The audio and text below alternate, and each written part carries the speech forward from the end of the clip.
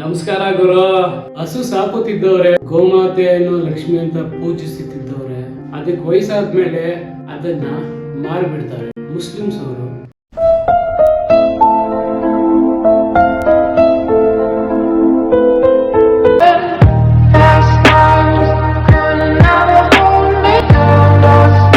ದುಡ್ಡುಗೋಸ್ಕರ ಮನುಷ್ಯ, ರುಚಿಗೋಸ್ಕರ ಮನುಷ್ಯ ಏನೇನೆಲ್ಲ ಮಾಡ್ತಾರಲ್ವ.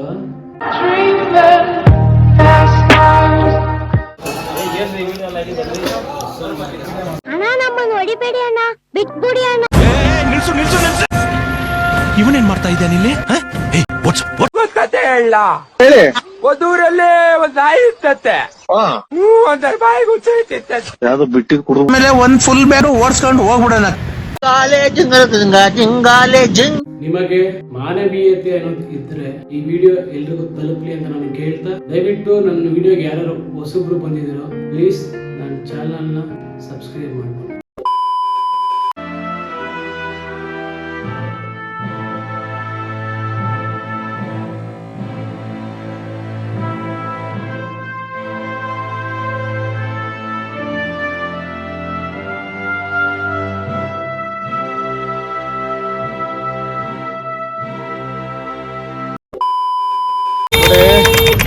ರೋಡ್ ಅಂತೂ ಫುಲ್ಲು ಕಲ್ಗಾಚಾಗ ಹೋಗ್ಬಿಟ್ಟಿದೆ. ಗೌರ್ಮೆಂಟ್ ಎಲ್ಲೆಲ್ಲೋ ಟಾರ್ ಹಾಕ್ತಾರಂತೆ, ಇಲ್ಲಿ ಟಾರ್ ಹಾಕದೇನು? ಎಲ್ಲಿಂದ ತರ್ಲಿ ದುಡ್ಡು? ನಮ್ಮ ಹತ್ರ ಪ್ರಿಂಟಿಂಗ್ ಮಿಷಿನ್ ಇದೆಯಾ?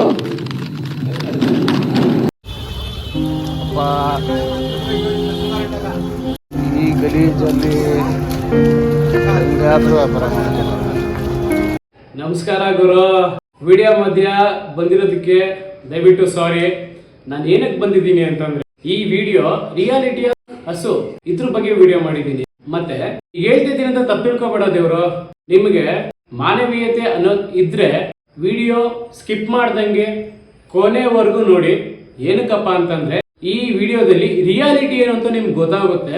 ಅದಲ್ಲದೆ ನಾನು ಹೇಳಿದ್ದು ನಿಜ ಅಂತ ಹೇಳೋದಾದ್ರೆ ಮುಂದೆ ಆಗೋ ಸೀನ್ ಕಮೆಂಟ್ ಬಾಕ್ಸ್ ಅಲ್ಲಿ ನಿಜ ಅಂತ ಕಮೆಂಟ್ ಮಾಡಿ. ಈ ಹಸುಗಳನ್ನ ಬೆಂಗಳೂರಲ್ಲಿ ಸುಮ್ಮನೆ ಇಲ್ಲಂದ್ರಲ್ಲಿ ಬಿಟ್ಬಿಡ್ತಾರ ಪಾಪ. ಅದು ಹಾಳು ಮುಳ್ಳು ಗಡ್ಡಿ ಕಸ ಪೇಪರು ತಿನ್ಕೊಂಡು ಬೆಳಗ್ಗೆಯಿಂದ ಊಟ ಮಾಡಿದ್ಯೋ ಮಾಡಿಲ್ವೋ ಸುಮ್ಮನೆ ಗೊತ್ತಿಲ್ಲ. ಸುಮ್ಮನೆ ಪಾಪ ನಿಂತ್ಕೊಂಡಿದ್ದೆ ಬಿಟ್ಬಿಡ್ತಾರೆ ಸುಮ್ಮನೆ ಹತ್ರ ಪಡ್ಗೋದು. ಅದು ಅಲ್ಲಿ ಇಲ್ಲಿ ಕಸ ಎಲ್ಲ ತಿನ್ಕೊಂಡು ಹಿಂಗೆ ಬಂದ್ಬಿಡುತ್ತೆ. ಅಲ್ಲಿ ನೋಡಿ, ಅಲ್ಲಿ ಒಂದು ಹಸು ಆಯ್ತು, ಅದ್ರ ಇನ್ನೊಂದು ಕಂಪ್ನಿ ಕೂಡ ಬಂದೈತೆ ನೋಡಿ. ಅವೆರಡಕ್ಕೂ ಎಲ್ಲೋಗ್ಬೇಕಂತ ಗೊತ್ತಿಲ್ಲ, ಸುಮ್ಮನೆ ನಿಂತ್ಕೊಂಡೈತೆ. ಊಟ ಮಾಡಿರಲ್ವಾ ಗೊತ್ತಿಲ್ಲ. ಯಾರು ಕೇಳ್ತಾರ ಅದನ್ನೆಲ್ಲ? ಯಾರು ಕೇಳಲ್ಲ. ಈ ಮಳೆ ಅನ್ನೋದು ಬಂದ್ಬಿಟ್ರೆ ಮಾರ್ಕೆಟಲ್ಲಿ ಕಾಲಿಡಕ್ಕಾಗಲ್ಲ ನೋಡಿ.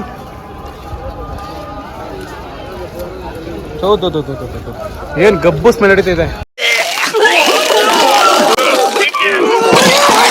ಮಳೆ ಒಂದ್ ಬಂದ್ಬಿಡ್ತು ಅನ್ಕೊಳ್ಳಿ, ಮಾರ್ಕೆಟ್ ಅಲ್ಲಿ ಕಾಲ್ ಇಡಕ್ಕೆ ಆಗಲ್ಲ. ಎಲ್ಲ ಕಡೆ ಕೊಚ್ಚೆ ನೀರು ಗಲೀಜುಗಳು ಹರಿತಾ ಇರುತ್ತೆ. ಇಲ್ಲಿ ನಿಂತಿರೋ ಗೋಮಾತೆ ಊಟ ಮಾಡಿದಿರ ಹಸುವಿನಿಂದ ಬಳಲ್ತಾ ಇದೆ. ಆ ಕಡೆ ನೋಡ್ತಾ ಇದೆ ಇಲ್ಲಿರೋರು ತಿನ್ನಕ್ಕೆ ಕೊಡ್ತಾರ ಅಂತ. ಬಟ್ ಇವರುಗಳು ಮಾನವೀಯತೆ ಮರೆತು ಅದನ್ನ ಬಿಸಾಕ್ತಾ ಇದ್ದಾರೆ. ನಾನು ಕೆಲವು ಕಡೆ ನೋಡಿದ್ದೀನಿ, ಬೇಗಿಗಳ ಹತ್ರ ಹಸು ಬಂದಾಗ ಅದನ್ನ ಓಡಿಸ್ತಾರೆ, ಹೊಡಿತಾರೆ. ಆದ್ರೆ ಒಂದೆರಡು ಬಾಳೆಹಣ್ಣುಗಳನ್ನ ತಿನ್ನಕ್ಕೆ. ಇನ್ ಕೆಲವು ಕಡೆ ತರಕಾರಿ ವ್ಯಾಪಾರ ಮಾಡ್ತಿರ್ತಾರೆ, ಅಲ್ಲಿಗೂ ಕೂಡ ಹಸು ಬಂದಾಗ ಹೊಡೆದು ಓಡಿಸ್ತಾರೆ. ಆದ್ರೆ ಒಂದೆರಡು ತರಕಾರಿ ಕೂಡ ಕೊಡಲ್ಲ ತಿನ್ನಕ್ಕೆ. ಪಾಪ ಹೊಟ್ಟೆ ಪಾಡಿಗಾಗಿ ಹಸುಗಳು ಈ ರೋಡ್ ಸೈಡ್ ಇರುತ್ತಲ್ಲ, ಕಸ ಹಾಕಿರ್ತಾರಲ್ಲ, ಅಲ್ಲಿ ಹೋಗುತ್ತೆ. ಅಲ್ಲಿರೋ ಪ್ಲಾಸ್ಟಿಕ್ ಕವರ್ಗಳು, ಪ್ಲಾಸ್ಟಿಕ್ಗಳು ತಿಂದು ಅದಲ್ಲದೆ ಊಟ ಅಲ್ಸೋಗಿರುತ್ತೆ. ಅಲ್ಸೋಗಿರೋ ಊಟ ಕಿಟ್ಟು ಅಲ್ಸೋಗಿರೋ ಊಟ ಅದನ್ನ ತಿನ್ನುತ್ತೆ. ತಿಂದು ಸಾವನ್ನಪ್ಪುತ್ತೆ. ಪ್ಲಾಸ್ಟಿಕ್ ತಿಂದು ಸಾವನ್ನಪ್ಪಿದೆ. ಆ ಹೊಟ್ಟೆ ಒಳಗಡೆ ಏನಿದೆ ಗೊತ್ತಾ? ತೋರಿಸ್ತೀನಿ ನೋಡಿ. ಈ ತರ ಸಾವು ಯಾರಿಗ್ರೆ ಬೇಕು? ಹೊಟ್ಟೆಗೆ ಊಟ ಇಲ್ದಿರ, ಯಾರು ಊಟ ಕೊಡ್ದಿರ, ತಿನ್ನಕ್ಕೇನು ಇಲ್ದಿರ, ಕೊನೆಗೆ ಹೊಟ್ಟೆ ತುಂಬಲೇಬೇಕಲ್ಲಪ್ಪ ಅಂತೇಳಿ ಪ್ಲಾಸ್ಟಿಕ್ ತಿನ್ಕೊಂಡು ಇದರಿಂದ ಹಾಲು ಬೇಕು, ಇದರಿಂದ ದುಡ್ಡು ಬೇಕು, ಇದರಿಂದ ಎಲ್ಲ ಬೇಕು, ಆದರೆ ಇದಕ್ಕೆ ಹೊಟ್ಟೆಗೆ ಊಟ ಮಾತ್ರ ಬೇಡ.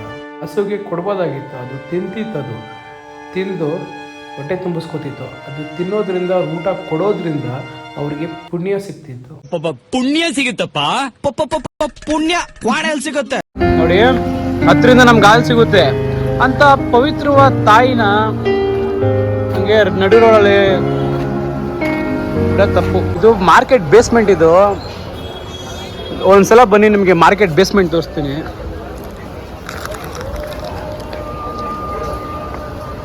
ಇದೇ ಮಾರ್ಕೆಟ್ ಬೇಸ್ಮೆಂಟು ನೋಡ್ಬೋದು ನೀವು.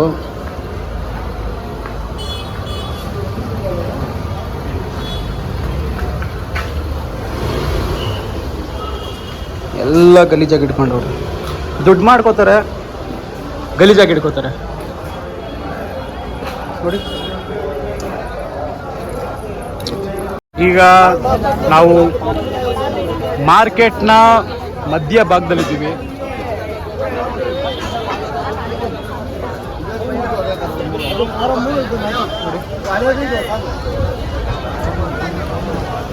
ಸೂಪರ್.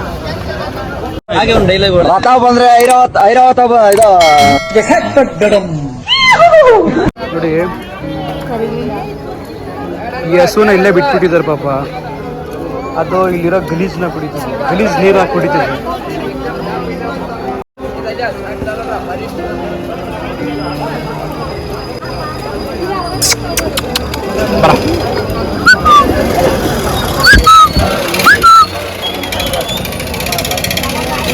ಪಾಪ ಇದಕ್ಕೆ ಎಷ್ಟು ಬಾಯಾರಿಕೆ ಆಗಿದೆ ಅಂತಂದ್ರೆ ಅಲ್ಲಿರೋ ಕೊಚ್ಚೆ ನೀರನ್ನ ಕುಡಿತದೆ.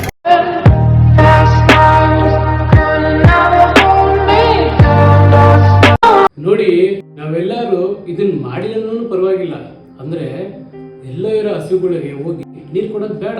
ಅಟ್ಲೀಸ್ಟ್ ನಿಮ್ ಮನೆ ಪಕ್ಕದಲ್ಲಿ ಒಂದ್ ಬಕೆಟ್ ತುಂಬಾ ನೀರ್ ಇಟ್ಬಿಡಿ, ಅಷ್ಟೇ ಸಾಕು. ಬಂದು ಬಾಯಾರಿಕಾದ ಕುಡ್ಕೊಂಡು ಹೋಗುತ್ತೆ.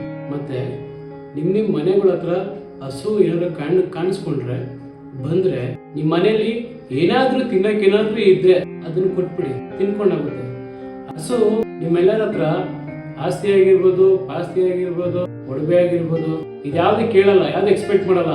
ಕೇಳೋದಿಷ್ಟೇ, ನೀರು, ಹೊಟ್ಟೆ ಊಟ, ಇಷ್ಟು ಕೇಳೋದು ಅಷ್ಟೇ. ಅಷ್ಟು ಕೊಡಿ ಸಾಕು, ಅಷ್ಟು ಮಾತ್ರ ಸಾಕು. ಅದಕ್ಕೆ ಇನ್ನೇನು ಎಕ್ಸ್ಪೆಕ್ಟ್ ಮಾಡಲ್ಲ ನಮ್ಮ ಹತ್ರ. ಏನು ಮಾಡೋಕ್ಕಾಗಲ್ಲ. ದಯವಿಟ್ಟು ಈಗ ಸಾಕ್ತಿರಲ್ಲ ಅದನ್ನ ಜೊತೆ ನೋಡ್ಕೊಳ್ಳಿ. ಸ್ವಲ್ಪ ಇದರಿಂದ ಬದುಕಿರೋದೇ ಇದರಿಂದ ನೀವು ಫ್ಯಾಮಿಲಿ ಅವರಲ್ಲ, ನಿಮ್ಮ ಅಪ್ಪಂದಿರೋ, ನಿಮ್ಮ ತಾತಂದಿರೋ, ನಿಮ್ಮ ಮುತ್ತಂದಿರೋ ಎಲ್ಲ ಇಂಥ ಹಸುಗಳನ್ನೆಲ್ಲ ಸಾಕೊಂಡು ಬರ್ತಾ ಇರ್ತೀರ. ಚೆನ್ನಾಗಿ ನೋಡ್ಕೊಳ್ಳಿ ಅಷ್ಟೇ. ಗೋವು ಮುಗ್ಧ ಪ್ರಾಣಿ. ಅದು ನಮಗೆ ಹಲವಾರು ಬಗೆಗಳಲ್ಲಿ ಸಹಾಯ ಮಾಡುತ್ತಲೇ ಇರುತ್ತದೆ. ರೈತನ ಬೆನ್ನೆಲುಬು ಆಗಿ ನಿಂತಿರೋ ಪ್ರಾಣಿನೇ ಗೋಮಾತೆ. ನನಗೊಂದು ಡೌಟು, ಹಿಂಗೆ ಹಸುಗಳನ್ನ ಎಲ್ಲಂದ್ರೆ ಬಿಟ್ಬಿಡ್ತಾರಲ್ಲ, ವಾಪಸ್ ನಾವು ಕರ್ಕೊಂಡು ಹೋಗಲ್ವಾ? ಹಂಗೆ ಬಿಟ್ಬಿಡ್ತಾರ? ಎಲ್ಲಂದ್ರಲ್ಲಿ ಬಿಟ್ಬಿಡ್ತಾರೆ. ಅದು ಏನ್ ತಿನ್ನುತ್ತೋ, ಏನ್ ಮಾಡುತ್ತೋ ಯಾರು ಏನು ಕೇಳಲ್ಲ. ಮನೆ ಕರ್ಕೊ ಹೋಗ್ತಾರೆ ಅನ್ಸುತ್ತೆ. ಕರ್ಕೊಂಡೋದ್ಮೇಲೆ ಅದರಿಂದ ಹಾಲು ತಗೊಳ್ತಾರೆ. ಹಾಲು ತಗೊಂಡು ಅದನ್ನ ಹಾಲನ್ನ ಮಾರ್ತಾರೆ, ಮತ್ತೆ ಬಿಟ್ಬಿಡ್ತಾರೆ. ಅದೇನ್ ಮಾಡುತ್ತೆ ಏನು ಅಂತ ಒಂಚೂರು ವಿಚಾರಿಸ್ಕೊಳಲ್ಲ. ಪ್ರಾಣಿಗಳನ್ನ ಹಂಗೆಲ್ಲ ಮಾಡಕ್ ಹೋಗ್ಬಾರ್ದು. ನಾವಾರ ಮಾತಾಡ್ತೀವಿ, ಬಟ್ ಅದು ಮಾತಾಡಕ್ಕಾಗಲ್ಲ. ಅದರಿಂದ ಅಂದ್ರೆ ಅದಕ್ಕೆ ಮಾತಾಡಕ್ ಬರಲ್ಲ. ಹೊಡೆದ್ರೆ ಹೊಡ್ಸ್ಕೊಳತ್ತೆ ಅಷ್ಟೇ. ಅದು ನಮ್ಗೆ ಹೊಡ್ಯಕ್ ಬರಲ್ಲ. ಆದ್ರೆ ನಮಗ್ ಮಾತ್ರ ಪ್ರತಿದಿನ ಹಾಲು, ಮೊಸರು, ಬೆಣ್ಣೆ, ತುಪ್ಪ ಎಲ್ಲ ಬೇಕೇ ಬೇಕು. ಇದನ್ನ ಮರಿಬೇಡಿ. ರೈತರಿಗೆ ಆಗ್ಲಿ, ಹಸು ಸಾಕವರಿಗೆ ಆಗಿರ್ಲಿ, ಗೋಮಾತೆ ಅವರ ಮನೆಯ ಲಕ್ಷ್ಮಿ ಇದ್ದಾಗೆ. ಲಕ್ಷ್ಮಿನೇ.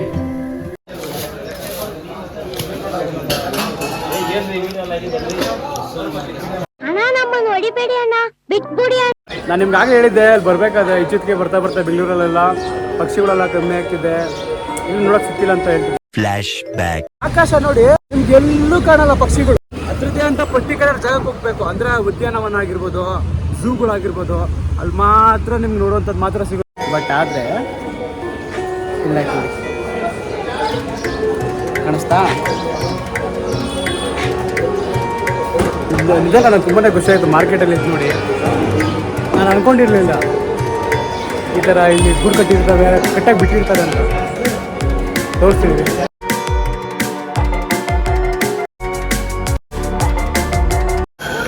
ಅಂತಿಂತದ್ದು ಕ್ಲೀನ್ ಆಯಿತು. ಇದು ತೋರಿಸಿದ್ನಲ್ಲ ಆವಾಗಲೇ. ಆ್ಯಕ್ಚುಲಿ BBMP ಅವರಿಗೆ ನಾವು ಹ್ಯಾಟ್ಸ್ ಆಫ್ ಹೇಳಬೇಕು. ಒಪ್ತೆ ಕಡೆ ಒಪ್ತೆ. ನಿನ್ ಮನ್ಸು ಎಷ್ಟು ಪರಿಶುದ್ಧವಾಗದು ಅಷ್ಟು ನೀ ಚೆನ್ನಾಗಿ ಬರುತ್ತೆ. ಯಾಕಂದರೆ ಮಾರ್ಕೆಟಲ್ಲಿ ಅಲ್ಲಿ ತುಂಬ ಗಲೀಜು ಮಾಡಿರ್ತಾರಲ್ಲ, ಅಂಥ ಗಲೀಜನ್ನ ಅವ್ರು ತಿನ್ನೋ ಕೈಯಲ್ಲಿ, ಅನ್ನ ತಿನ್ನೋ ಕೈಯಲ್ಲಿ ಆ ಗಲೀಜುಗಳನ್ನ ಎತ್ತಾಕಿರ್ತಾರೆ. ಆ ಗಲೀಜು ಮೇಲೆ ಯಾರಾದ್ರೂ ಏನೇನು ಮಾಡಿರ್ತಾರೋ ಒಂಚೂರು ಗೊತ್ತಿಲ್ಲ, ಒಂಚೂರು ನಾಚಿಕೆ ಹೇಳ್ತೀರಾ, ಮುಜುಗರ ಹೇಳ್ತೀರಾ, ಅದನ್ನ ಕ್ಲೀನ್ ಮಾಡ್ತಾರೆ. ನಿಜವಾಗ್ಲೂ BBMP ಅವ್ರಿಗೆ ಹ್ಯಾಟ್ಸ್ ಆಫ್ ಹೇಳಬೇಕು.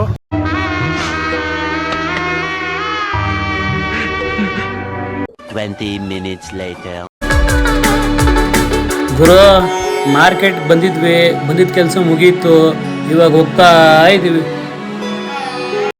ಒಂದು ನಿಮಿಷ, ಅಲ್ಲಿ ಏನೋ ಆಗಿದೆ, ಏನೋ ಮಾತಾಡ್ತಿದ್ದಾರೆ ಕಾರನವರು ಮತ್ತೆ ಪೊಲೀಸರು. ಏನಾಗಿದೆ ನೋಡೋಣ ಬನ್ನಿ. ಇದು ಕಾರ್ಗೆ ಡೀಸೆಲ್ ಹಾಕ್ಸ್ಬಿಟ್ಟು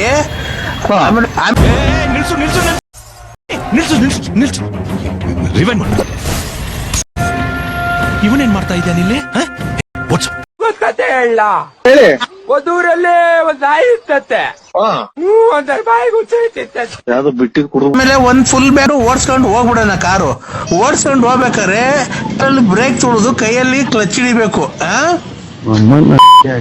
ಹೇಳೋದು.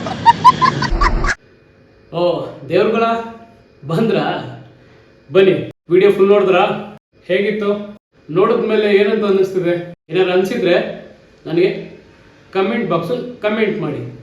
ಈ ವಿಡಿಯೋ ಬೆಂಗಳೂರು ಗ್ರಾಮಾಂತರದಲ್ಲಿ 100ರಲ್ಲಿ 60% ಹಸು ಯಾರು ಸಾಕ್ತಿದ್ದಾರೋ ಬೆಂಗಳೂರಲ್ಲಿ, ಅವರಿಗೆ ಇನ್ನು 40ರಷ್ಟು ಹಳ್ಳಿ ಸಾಕ್ತಿದ್ದಾರೋ ಅವರಿಗೆ ಈ ವಿಡಿಯೋ ಮೂಲಕ ನಾನು ಹೇಳ್ತಿರೋದೇನು ಅಂತಂದ್ರೆ, ಭಗವಂತನಾದ ಶ್ರೀ ಕೃಷ್ಣ ಈ ರೀತಿ ಹೇಳ್ತಾರೆ, ಗೋಮಾತೆಯು ಇಡೀ ಸಂಸಾರದಲ್ಲಿ ತಾಯಿಯ ಪ್ರತಿರೂಪವಾಗಿ 2ನೇ ತಾಯಿಯಾಗಿದೆ. ಅದಲ್ಲದೆ ಗೋಮಾತೆ ದಿವ್ಯ ಪ್ರಾಣಿಯೂ ಆಗಿದೆ. ಯಾವ ಮನೆಯಲ್ಲಿ ಗೋಮಾತೆ ಇರುತ್ತಾಳೋ ಆ ಮನೆಯಲ್ಲಿ ಯಾವುದೇ ವಾಸ್ತುದೋಷವಾಗಲಿ ಇರುವುದಿಲ್ಲ, ಇದ್ದರೂ ನಿವಾರಣೆಯಾಗುತ್ತದೆ. ಧರ್ಮ ಗ್ರಂಥಗಳ ಅನುಸಾರವಾಗಿ ಗೋಮಾತೆಯಲ್ಲಿ 3 ಕೋಟಿ ದೇವರುಗಳ ವಾಸವಿರುತ್ತದೆ. ಅದಲ್ಲದೆ ಗೋಮಾತೆಯ ಹಾಲನ್ನು ಅಮೃತಕ್ಕೆ ಸಮ ಎನ್ನುತ್ತಾರೆ. ಯಾರು ಪ್ರತಿದಿನ ಗೋಮಾತೆಯನ್ನು ಪೂಜೆ ಮಾಡುತ್ತಾರೋ ಅವರ ಮೇಲೆ ಭಗವಂತನ ಕೃಪೆ ಇರುತ್ತದೆ. ಗೋಮಾತೆ ಬಗ್ಗೆ ಇಷ್ಟೆಲ್ಲ ಉಲ್ಲೇಖ ಇರಬೇಕಾದ್ರೆ ನಾವಿದನ್ನ ಸೈಡ್ ಇಡೋಣ. ನಮಗೆ ಕುಡಿಯೋಕೆ ನೀರಂತೂ ಇದ್ದೇ ಇದೆ. ಕಾರ್ ವಾಶ್ ಮಾಡಿ ನೀರು ನಾವು ಅಷ್ಟು ಖರ್ಚು ಮಾಡ್ತೀವಿ. ಸ್ವಿಮ್ಮಿಂಗ್ ಪೂಲ್ ಅಲ್ಲಿ ನಾವು ನೀರು ಅಷ್ಟೊಂದು ವೇಸ್ಟ್ ಮಾಡ್ತೀವಿ. ವೇಸ್ಟ್ ಆದ ಕೆಲವು ನೀರುಗಳನ್ನ ಮೇನ್ ರೋಡ್ ಮಧ್ಯದಲ್ಲಿರೋ ಗಿಡಗಳಿಗೆ ನಾವು ನೀರು ಇದ್ಬಿಡ್ತೀವಿ. ಆದ್ರೆ ಗೋಮಾತೆಗೆ ಮಾತ್ರ ಯಾರು ಕುಡಿಯೋಕೆ ನೀರಂತೂ ಕೊಡಲ್ಲ, ಅವ್ರು ಕೊಡಕ್ ಟೈಮೂ ಇಲ್ಲ. ಅದ್ರ ಕಡೆ ನಾವು ಗಮನನೂ ಹರಿಸಲ್ಲ. ಅಕಸ್ಮಾತ್ ನಾವು ಗಮನ ಹರಿಸಿದ್ರು ಈ ತರ ಪುಣ್ಯ ಕೆಲಸ ಅಂತೂ ಯಾರು ಮಾಡಲ್ಲ. ಹಸು ಸಾಕುತ್ತಿದ್ದವ್ರೆ, ಗೋಮಾತೆಯನ್ನು ಲಕ್ಷ್ಮಿ ಅಂತ ಪೂಜಿಸುತ್ತಿದ್ದವ್ರೆ, ಅದಕ್ಕೆ ವಯಸ್ಸಾದ್ಮೇಲೆ ಅದನ್ನ ಮಾರಿಬಿಡ್ತಾರೆ. ಈಸ್ಕೊಳ್ಳೋರು ಮುಸ್ಲಿಮ್ಸ್ ಅವರು ಅದನ್ನ ಕಳ್ ತಿಂತಾರೆ.